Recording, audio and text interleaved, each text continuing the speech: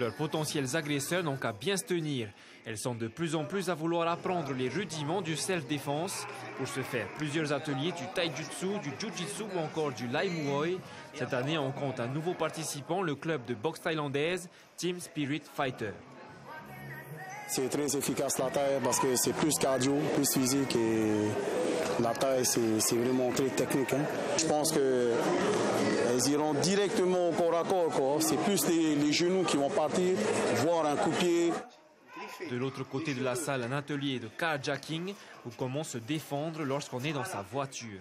Dans sa voiture, quand on utilise son véhicule, il faut avoir la présence d'esprit de verrouiller ses portes tout le temps. Et même quand on fait ses courses, quand on va chercher les enfants, quand quelqu'un se rapproche de votre véhicule, il ne faut pas garder la vitre ouverte. Les techniques sont similaires d'une discipline à l'autre et pour qu'elles soient faciles à retenir, les gestes aussi sont simplifiés. Comme il nous disait, il fallait faire la tortue, c'était de lever les épaules et de baisser la tête au maximum. Et ensuite de partir en fonction de la jambe qui est à l'arrière. Et ce n'est pas de la compétition.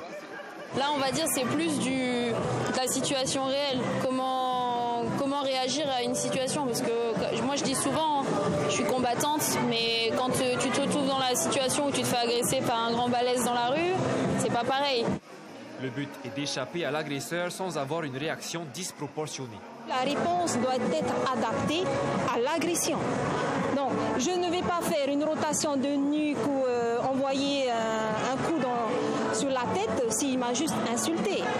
Les combattantes en herbe ont pratiqué toute la matinée. L'événement s'inscrivait dans le cadre de la Journée internationale contre les violences faites aux femmes.